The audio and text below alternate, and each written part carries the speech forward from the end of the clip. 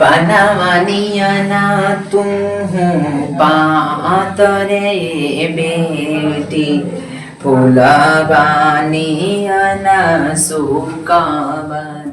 जिंदगी जिंदाबाद। कैसे हैं आप सभी लोग? आप सभी लोगों को इस चैनल पर हार्दिक अभिनंदन है।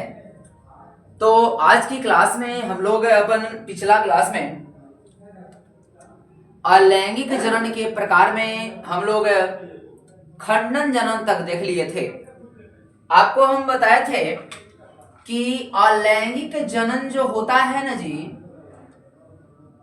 वह जीवों में 6 तरीका से देखा जाता है। यानी अलैंगिक जनन की प्रक्रिया जीवों में 6 प्रकार से देखी जाती है। आपको सबसे पहला मैंने विखंडन के बारे में बताया था,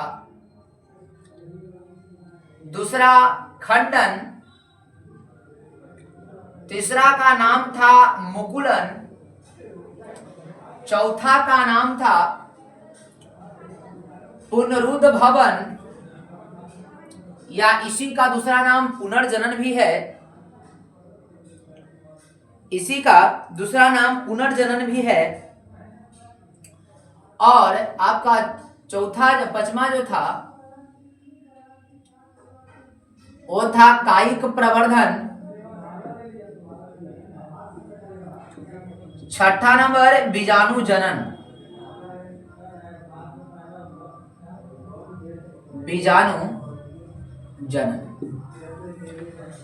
ध्यान दीजिए, यानी आपको हमने बताया था कि अलैंगिक जनन 6 प्रकार के होते हैं। यानी जीवों में अलैंगिक जनन को 6 तरीका से देखा जाता है। सबसे पहला कॉन्सेप्ट था विखंडन, दूसरा खंडन, तीसरा मुकुलन, चौथा पुनरुद्भवन और पांचवा कायिक प्रवर्धन और छठा था बीजाणु जनन। हम लोग जो हैं वह 2 टॉपिक पर चर्चा कर चुके थे, विखंडन जनन और खंडन जनन। चलिए जरा बताइए आप लोग कमेंट में कि आप लोगों को विखंडन तक या और खंडन तक हो गया था ना। तीसरा टॉपिक मुकुलन था ना जी, तीसरा टॉपिक मुकुलन ही था आप लोगों का ना। यस सर, चलिए ठीक है, जवाब दीजिए। हाँ हाँ, मुकुलन ही था। चलो समझे थे इधर क्या कहा, सुनिए। कहता है यह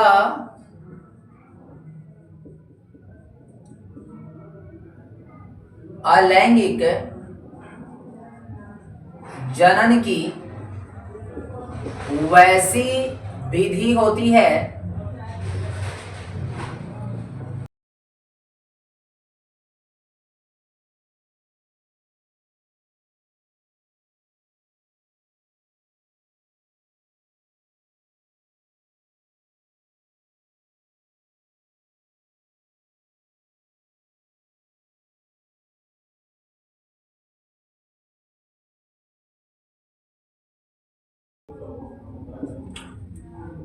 क्या कहा बुआ?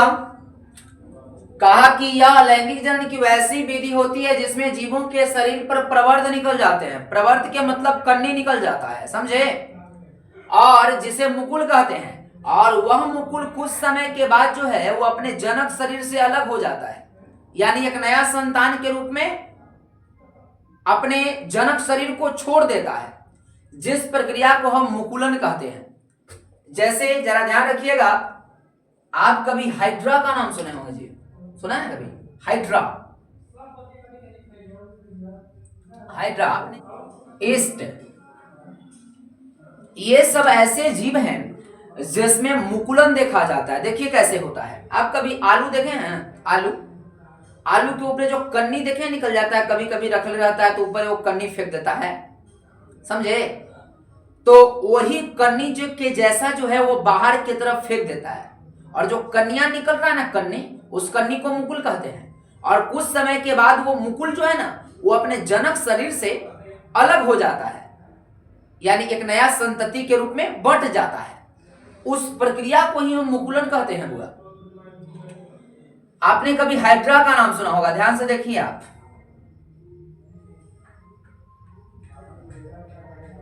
चलिए मान लीजिए हाइड्रा ही है, देखिए हाइड्रा।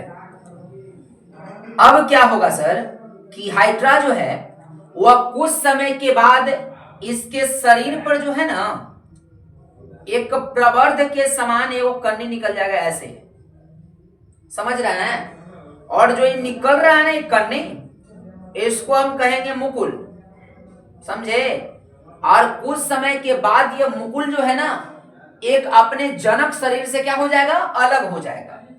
कुछ समय के बाद जो है यह मुकुल जो है अपने जनक शरीर से यानी जनक के समान हो जाएगा, बड़ा हो जाएगा ये।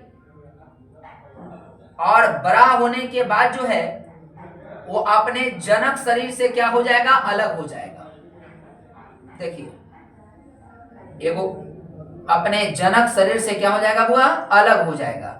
अब देखिए यहां पर क्या हुआ कि ये हाइड्रा था और ये हाइड्रा में जो है एक कन्नी के समान का रचना निकला जिसको हम प्रवर्ध कहते हैं। उस प्रवर्ध को हम मुकुल कहते हैं, समझ गए। जो प्रवर्ध निकल रहा है ना कन्नी के जैसा, उसी को हम मुकुल कहते हैं। और ये मुकुल जो है वो अपने जब जनक के समान हो जाता है यानी पुरनका जैसन हो जाता है, तो उसके बाद ये अपने जनक शरीर से क्या हो जाता है, अलग हो जाता है। और जो अलग होने का प्रक्रिया है ना, इसी को हम कहेंगे मुकुलन जनन, समझ गए। याद हुआ, यह लैंगिक जनन की वैसी विधि है जिसमें जीवों के शरीर पर प्रवर्ध निकल जाते हैं यानी कन्नी निकल जाता है, और वह जिसे हम मुकुल कहते हैं। और वह मुकुल कुछ समय के बाद अपने जनक शरीर से क्या हो जाएगा, अलग हो जाएगा। उसको हम, उस प्रक्रिया को हम मुकुलन कहते हैं। जैसे हाइड्रा हो गया, एस्ट हो गया, वगैरह वगैरह, ये सब में मुकुलन जनन की प्रक्रियाएं देखी जाती हैं। चलिए कोई दिक्कत है बताइए जरा, सबको क्लियर, सबको क्लियर जी। चलिए जल्दी बताइए, कमेंट दीजिए, कमेंट का जवाब जल्दी कमेंट कीजिए।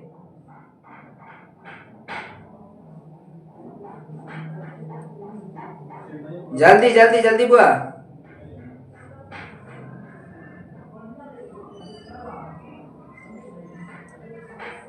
बहुत अच्छा, चलिए ठीक है।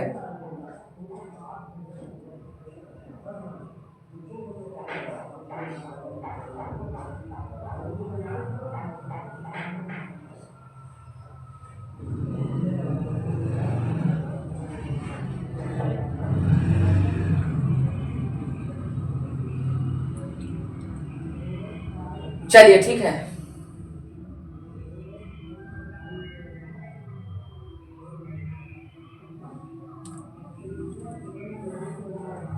चलिए यहां तक कोई दिक्कत नहीं। चलिए अलैंगिक जनन की अगला भाग पर हम लोग बढ़ते हैं, जरा इसको हम साफ कर लें। चलिए हम लोग अब चौथा इसके भाग पर बढ़े और चौथा भाग का नाम है कायिक प्रवर्धन। तो चलिए हम कायिक प्रवर्धन पर बात करते हैं। ये कायिक प्रवर्धन क्या होता है, कौन प्रवर्धन हुआ, कायिक प्रवर्धन। 3-4 बार सुनोगे, चौथा बार अपने आप क्लियर हो जाएगा, ठीक है। एकदम शांति है, सुनो, सुन चुपचाप। कहता है यह एक अलैंगिक जनन की वैसी विधि होती है जिसमें जीवों का निर्माण जड़, तना तथा पत्ती से होता है। फिर से सुनो, यह एक अलैंगिक जनन की वैसी विधि होती है जिसमें जीवों का निर्माण जड़, तना तथा पत्ती से होती है। तो जब जीवों का निर्माण जड़, तना तथा पत्ती से होगा ना, तो उस प्रक्रिया को हम कायिक प्रवर्धन कहेंगे। पहले परिभाषा याद हुआ, यह एक अलैंगिक जनन की वैसी विधि होती है जिसमें जीवों का निर्माण जड़, तना तथा पत्तियों से होती है, तो उस प्रक्रिया को हम कायिक प्रवर्धन कहेंगे। ध्यान से सुनो, जैसे कभी आप मुनगा का नाम सुने जी, मुनगा देखे हैं। अब क्या होता है कि मुनगा को कभी देखे होंगे, तो उसका हम लोग डंठल काट कर यानी उसका तना काट कर हम रोप देते हैं ना, तो एक नया मुनगा बन जाता है। मुनगा का पेड़, या तो आप सम्मी का पेड़ देख लीजिए, सम्मी जी का जो पेड़ होता है उसका हम तना काट करके रोप देते हैं, तो नया सम्मी जी के पौधा तैयार हो जाता है, समझे ना। उसी तरह से ब्रायोफिल्म होता है, उसमें भी कायिक प्रवर्धन देखी जाती है। आलू हो गया, अदरक हो गया, है ना। इसके अलावा और बहुत सारा हमारा चीज हो गया जिसमें कायिक प्रवर्धन देखा जाता है। या तो हम नाशपाती हो गया, या तो पुदीना हो गया, ये सब में जो है वो कायिक प्रवर्धन देखी जाती है। कभी आप लोग सट्टा लगाना नाम, सट्टा लगाना, सट्टा लगाया जाता है। पहले पुराना जमाना में बहुत पहले लोग लगाता था सट्टा, काट देता था टहनी, अमरूद का सट्टा लगाना है तो काट देता था और काट कर ओकरे में गोबर और मट्टी देकर के चिपका देता था। तो वो भी एक कायिक प्रवर्धन का ही विधि है, वो भी तना से ही पौधा का निर्माण किया जा रहा है, तो वो भी कायिक प्रवर्धन हमारा है। बोलिए कोई दिक्कत बताइए जरा। चलिए वाह, एक बच्चा लिख रहा है शायरी, सुना दूं, सुन लीजिए। चांदनी रात में बरसात बुरी लगती है, चांदनी रात में बरसात बुरी लगती है, दिल में दर्द हो तो हर बात बुरी लगती है, दिल में दर्द हो तो हर बात बुरी लगती है, तुम हमसे मिलो या ना मिलो कोई बात नहीं, तुम हमसे मिलो या ना मिलो कोई बात नहीं, तुम्हारी गैरों से मुलाकात बुरी लगती है, तुम्हारी गैरों से मुलाकात बुरी लगती है। पांचवा हम लोग बढ़ते हैं जिसका नाम है बीजाणु जनन।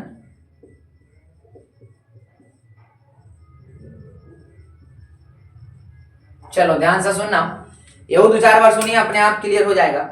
क्या कहता है, यह एक अलैंगिक जनन की वैसी विधि होती है जिसमें जीव के शरीर में पहले से बीजाणु का निर्माण हो जाता है और कुछ समय के बाद जो है वह बीजाणु अपने जनक शरीर से अलग होकर के नया नया संतति को जन्म देता है, तो उसको हम कहते हैं बीजाणु जनन।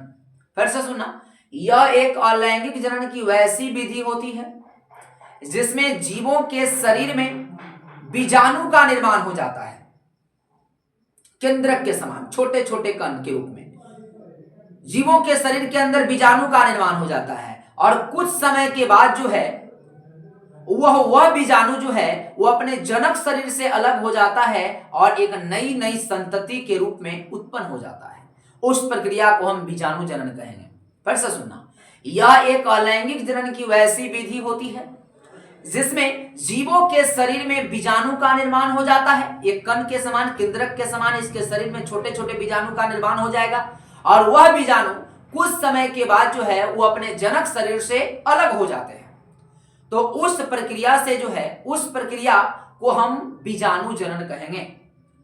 जैसे आपने कभी राइजोपस का नाम सुना होगा, देखिए ध्यान से, राइजोपस। अब क्या है, ऐसे नॉर्मली माना जाता है कि जो बीजाणु जनन की प्रक्रिया में जो जीव भाग लेते हैं ना, बीजाणु जनन की प्रक्रिया में जो जीव भाग लेते हैं ना, वो उनके भाग लेते हैं ना, ऐसे माना जाता है कि बीजाणु जनन की प्रक्रिया में जो जीव भाग लेते हैं वो प्रतिकूल परिस्थिति में अपने शरीर के अंदर बीजाणु का निर्माण कर लेता है। प्रतिकूल परिस्थिति में अपने शरीर के अंदर बीजाणु का निर्माण कर लेता है और जब वह अनुकूल परिस्थिति आता है ना, तो वो बीजाणु जो है वो अपने जनक शरीर से अलग होकर के नई नई संतति का निर्माण कर लेता है। ऐसा कहा जाता है, बायोलॉजी इस बात को मानता है कि प्रतिकूल परिस्थिति में बीजाणु जनन करने वाले जीवों के शरीर में के अंदर बीजाणु का निर्माण हो जाता है, केंद्रक के समान की रचना होता है, वह बीजाणु के रूप में पाया जाता है और जब अनुकूल परिस्थिति आता है ना, तो वह बीजाणु जो है वो अपने जनक शरीर से अलग हो जाता है और नई नई संतति को जन्म दे देता है। जैसे देखिए राइजोपस, अभी देख लो, इसके शरीर के अंदर प्रतिकूल परिस्थिति में बहुत सारे बीजाणु का निर्माण हो जाएगा और जब अनुकूल परिस्थिति आएगा तो ये क्या करेगा, अपने केंद्रक यानी अपने कोशिका झिल्ली को फाड़ेगा और अपने शरीर से जितना भी बीजाणु है सबको ये क्या कर देगा, बाहर की तरफ निकाल देगा। जितना भी शरीर के अंदर बीजाणु बन रहा है ना, अनुकूल परिस्थिति में ये जीव सब बीजाणु को बाहर कर देगा और जितना बीजाणु जो बाहर निकलेगा ना, उससे नए नए संतति का निर्माण हो जाएगा, यानी नया नया राइजोपस फिर से बन जाएगा, नया नया राइजोपस बन जाएगा। तो इस प्रक्रिया को ही हम कहेंगे बीजाणु जनन। इसके अलावा बहुत सारे ऐसे जीव हैं जैसे कवक हो गया, मॉस, शैवाल, जीवाणु, ये सब जीवों में भी जो है वह बीजाणु जनन ही देखी जाती है। पुनरुद्भवन, लीजिए लाइन कट गया, ठीक है। चलिए एक और लास्ट बचा हुआ है पुनरुद्भवन, इसको हम अगला दिन समझ जाएंगे। जिंदगी जिंदाबाद।